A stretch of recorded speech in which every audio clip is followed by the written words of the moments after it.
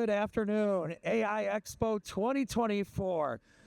Right now, we are looking forward to an empowering keynote address on the latest real-world applications of advanced AI in areas such as biosecurity, cybersecurity, scientific discovery, and defense. This is a Microsoft keynote address leading in the era of transformative AI. Please welcome to the stage the CTO of Strategic Missions and Technologies at Microsoft, Dr. William Chappell.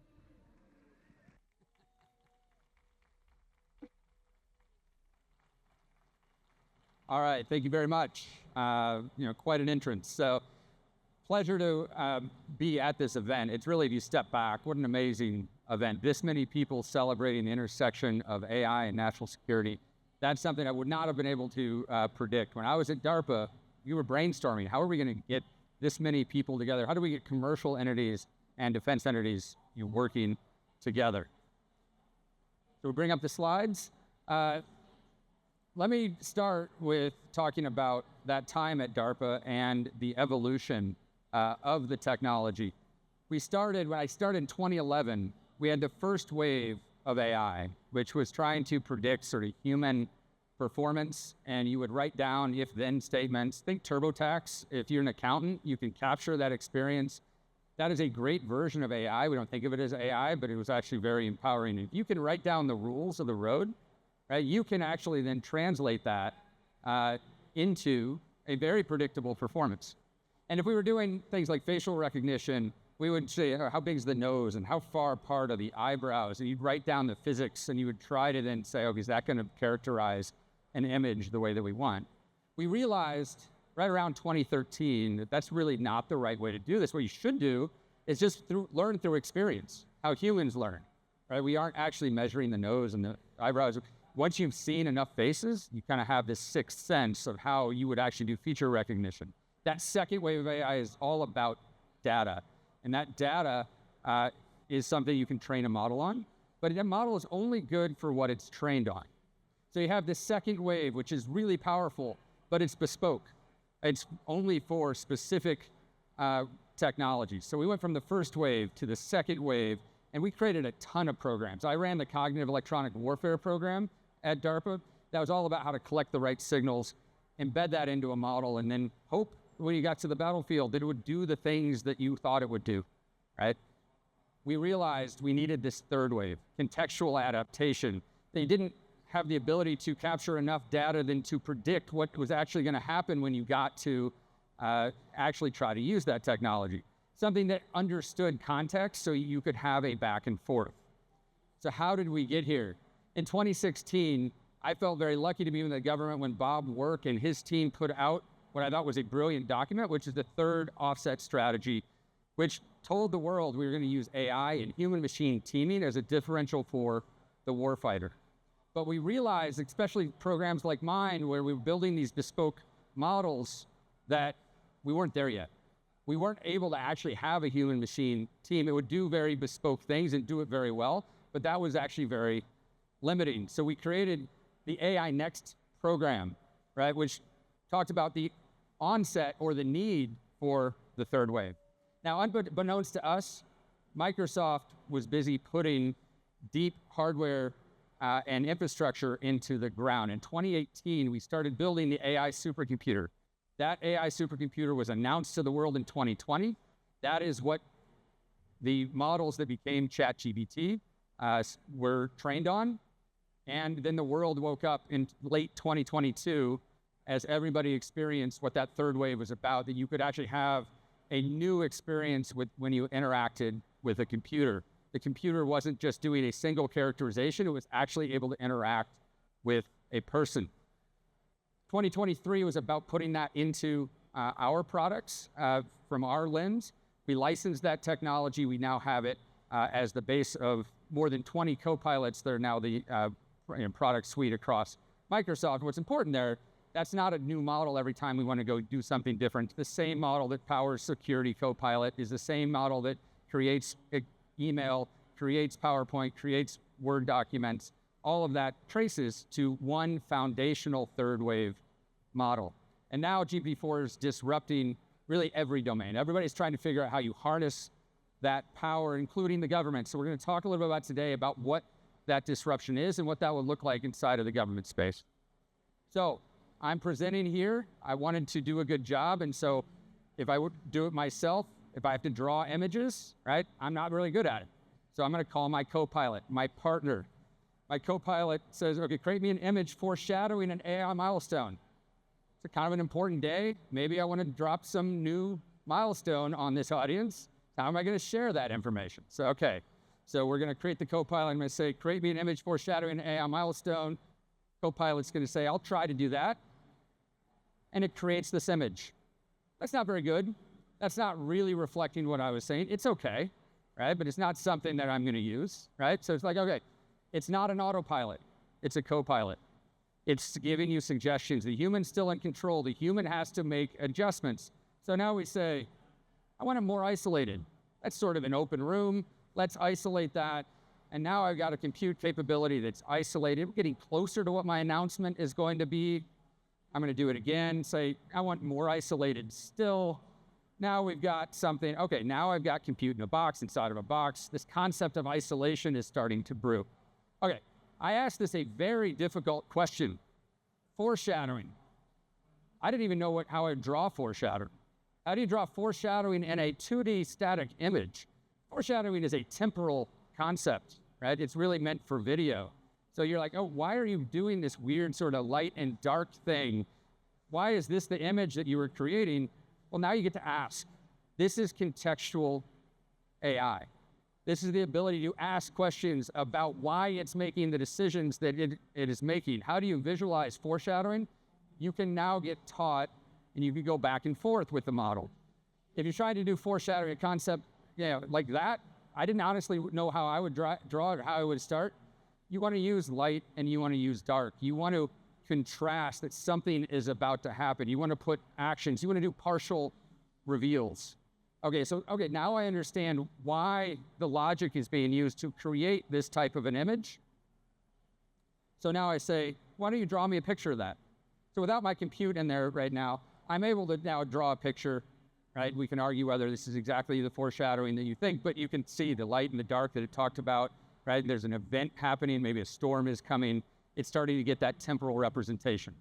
All right, so now make this an isolated instance of AI compute that can be foreshadowed in a presentation. All right, so we're foreshadowing here that maybe we'll make an announcement later today. So what does that look like? Now I've got the isolation, and I understand why it's using sort of the light and dark representation. So we can argue whether this is right, but now I can sort through all this. This takes about a minute and a half.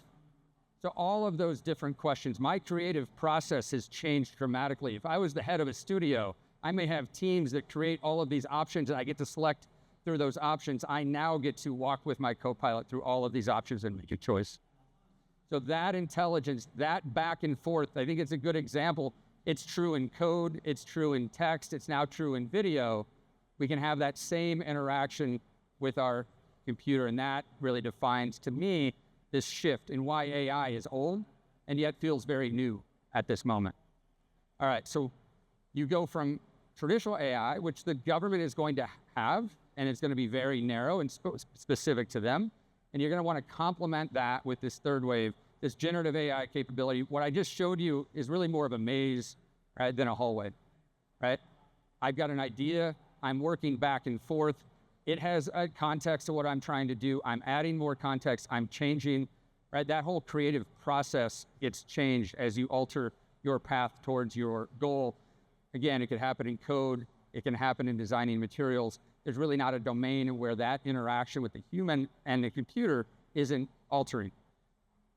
So since we initially described to the government what the value of GPT-3 was, we've gone from GPT-3 to 3.5 to 4, provided by the Azure OpenAI service, language understanding and generation. People talk about generative AI. It's actually a misnomer. If you can generate, you can understand. It can summarize documents and it can write documents. It's the same base understanding. So we do that in language. The second thing we did was in code. So GitHub Copilot, over 40% of the check-ins. We own GitHub. We get to see how people are using our AI. Over 40% of those are AI assisted. So GitHub Copilot was our first Copilot product. So it understands code. It can write code. It can understand code. I showed you that's true for images. Sora, which is OpenAI's product, our partner, does a great job of video generation. And you can imagine the video summarization is coming soon. In fact, I believe they have a demo of that going on in parallel right now, where you can actually watch a video, summarize that into text. All right, so that is how people are using it today. We also then have the ability to predict and design molecules. We're moving from just text. Text is an understanding of the world. If you understand text, you can do much deeper utilization of the AI. So you take that experience of augmented cognition, enhanced productivity, accelerated discovery, and now you see it embedded as part of a workflow, not a chat interface. Right? The chat interface is a start, but now you actually have embedded into workflow, and you have AI for health, and you have AI for science, you have AI for biosecurity and cybersecurity, foundational capabilities that the government needs. So let's walk through a couple of these examples and how you would use AI. Existing pre-trained AI, you do not have to start from scratch to be able to impact these areas. In fact, most, if not all, examples of trying to be specific in each of these domains is not as good as doing it foundationally in general. All right. So here's an example we did with the government. This is the creation of a battery material. This has 70% less lithium than a traditional battery material. We worked with the DOE. You can see the DOE's nice stand over there. Worked with PN&L, and we worked with them on some of their hardest challenges. How do you create new energy sources like batteries, but that are more sustainable? So it's not just AI, it's AI working with quantum and HPC. Quantum's actually a future story we won't talk much about today, but the HPC combined with AI, so you can do deep physics analysis, combined with AI filtering, allows us to go from 250 years worth of science, and our CEO has challenged us to shrink that down to 25 years. So what does that actually look like in practice? We took 30 million candidates of the materials from the periodic table.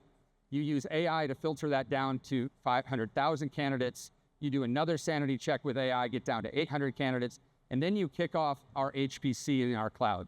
So the AI is orchestrating this so that you kick off the various deep physics tools that allow you to go from lots and lots of candidates down eventually to 20.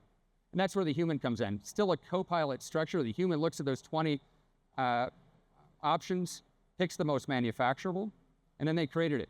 In an 8-week period of time, we went from an idea to that physical realization, which is now in a battery, which is powering devices. So in 8 weeks, that includes government contracting, by the way, so you can figure out which is the more heroic effort, right? But we were able to get this done in a really short amount of time, partnering between government and industry. So it's about a battery, but really it's about democratizing the domain space. HPC mixed with AI, using the cloud with zero infrastructure, right, and zero AI-specific development. The scientists at P&L were able to very rapidly develop a new material that's democratizing who gets access to this technology. We're doing the same thing with DARPA. So we're sponsoring the DARPA AICC program. Cyber is going to be one of the killer domains for government. We are already finding vulnerabilities in code bases using the models. Just like I showed you with materials, you can sort through, you can change your creative process, you can very quickly get to a new end state. You can do that in cyber as well. We're doing that to protect our critical infrastructure.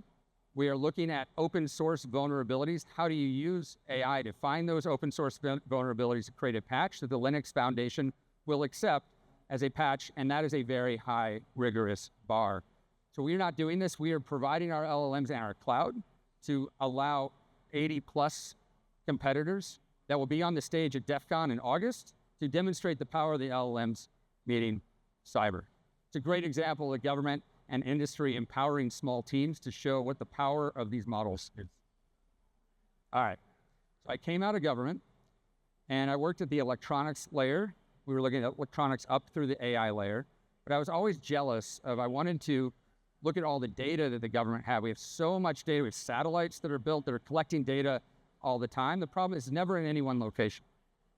So AI for Mission, we wanted to demonstrate that not only is this going to work for things like cyber, it will also support the geospatial analyst. So I got to Microsoft, and I was fortunate to find that we had Planetary Computer, which is an organized view of NASA, NOAA, European Space Agency, a little bit of our own data. And I logged into Planetary Computer and said, maybe I can be a data scientist. And the answer was, I can't. I started scrolling, and I started scrolling, and the number of satellites that are viewing the world is collecting more data than we can actually interpret, right? And that's true for all branches of the government. We don't have enough analysts, right? We don't have enough skill for the analysts that we have, right? We have the best in the world. You can be the best in the world and still have that limitation. So you have all of these different data sets. The question is, can we do something different? What if you could chat with all the data about our planet? How do we empower climate scientists to very rapidly understand what they need to be looking at and where that data happens to reside? Maybe it's the European Space Agency, maybe it's NOAA, maybe it's NASA, maybe it's Microsoft data. I don't care. What I want to do is up-level the discussion so I can say, how can I measure the changes in land use due to agriculture in Sumatra? It goes and finds that data. It brings that data. It plots that on the map for the analyst. It gives me an understanding of the limitations of that data so I don't over-rely on it. And then I can say, well, give me decade-to-decade changes. So I'm just typing in our chat interface here. It's bringing this up. This is a great example of a co-pilot. The data is actually doing the work with the analyst, but the data is being brought to the analyst to make the final decision of what the impact of that change. And maybe you care about vegetation in Sumatra, maybe you don't. But it's a good unclassified example of how you would take all of the complex data and build a bridge to natural language so that you are able to understand the complex data that's within your organization. Let me show you one more example, maybe a little closer to home. Show me images of agriculture, vegetation, let's say in Iowa. Now it's going to go find that information. It's going to bring it to you, but more importantly, it's going to describe where that data was collected, how it was collected, and when you should, and suggest when you should use it, and what other data sets may be relevant for your high-level question. Right? If you have any questions about this, we've got it in our booth, which is right next door. You can probe and understand the depths of how this was done. So what I'm describing is a big shift from the chat interface that everybody woke up to in late 2022, right, to the need to be much deeper into the workflow of the core of government function. So if you do that, you need a deep understanding of how this is going to be used. The need for responsible AI is something, right, that we have worked really hard with the government to have similar viewpoints on how these technologies are going to be used based around fairness, reliability, privacy, security, transparency, and accountability. And we've written documents. We've all written documents, every agency, all documents describing how this will work. Importantly, those documents are now coming with tools. We have 30 open source tools that have captured our learning as we've supported the globe and had 100 million plus users using this type of AI. You learn a couple of lessons. When you do that, package that up in tooling that is now available to the government and our enterprise customers, right, is this next stage. So as you take a model, you've got the AI-based infrastructure, which the government needs better infrastructure at the bottom and under the hood. You then put models on top of that. Then you have to build this entire workflow. You ground it in your own data. You build guardrails and system prompts, right, for your own viewpoints and perspectives, so that it's not what the model says, it's actually what you've coached the model to express as. It's not for us to be able to determine how you should think about your own problems. We give you the co-pilot stack so you can incorporate it to reflect your own views. And it now comes with tooling. So I'm going to very quickly for time run through this, but this is bias detection. You run through systematic data sets where you understand where you should and should not use this type of technology. Everything that's ever been trained is going to have a perspective. The question isn't whether it has a perspective, it's whether you can change that perspective and understand that perspective to make it reflect the values of your agency, right, or the end user. So these technologies give you the statistics to know when you should and you shouldn't use it. This is not a technology that does everything. This is a technology that can be very, very good at select things, and understanding where those barriers are is the job that the government should be doing right now. Taking these technologies, getting access to them, experimenting, figuring out where it's ready and where it's not. And bias detection will be step one. Step two, how do you use this appropriately? We can now create custom content filters. Between the user and the model are custom content layers. What are you going to allow people to ask questions about? And what type of information is going to be presented? Now, of course, you think, well, all those are bad things, right? But we don't want to be we don't want to over-moderate on behalf of the end user. They get to then slide what's right for their type of applications so that they can bar certain types of use cases, and then how the model expresses its opinions, right, get moderated as well. We learned a lot of lessons over the last year and a half as we integrate into our products. That is now extracted as open source capability that can be used for how these models will be deployed with the government or in any enterprise. And of course, you should only use them when they're ready. So this last thing is about error analysis, so that you not only say it's this good of a model, right? It's ready to be used. It's much more nuanced than that. You need to be able to know what the error rate is and for which type of questions. So what you're seeing here is a decision tree that takes the high-level description of when it should be used and where it's not good, what it's good or not good for. And that's what you build your guardrails around, right? Is to figure out what type of questions is it ready to be able to answer. All right, but now we're here to talk about the government. And certain parts of the government, privacy and security mean something very different, right? Many of us have worked in air-gapped environments, and there's air-gap deployment of this was a dream 2 years ago. So you might imagine, I talked about foreshadowing a milestone about isolated compute. Privacy and security is what that announcement is about, being able to take everything that was built for a connected world and repackaging that for the US government and exclusive for the US government. So that same intelligence, the exact same model, is now available in an isolated compute fabric. For the first time at this conference, we are announcing GPT-4 is now running on our classified air-gapped clouds. This is unique for the US government. That level of control, that security, right, that is something that no other government has, and nothing we've never done for any other customer. Thank you, thank you. These are its first words.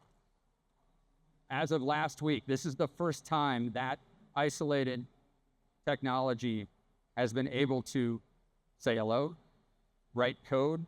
It's a match for the same model that's actually did all those other demos. All those other demos were done on classified. Now you could repeat those in the classified space. Says, hello, I function like a model, isolated from the internet, operating with real-time access to, without real-time access to external data. How can I assist you today? What's the benefit? Well, I decided maybe I should ask it. Right? This is the LLM's viewpoint on what achievement and milestone we just achieved. It's security enhancement, control over data. You are no longer fighting with the commercial space for time and availability. Right? The government has access to its own deployment. It can sit next to the right data to make the model plus your data express the views of your agency. So it's here.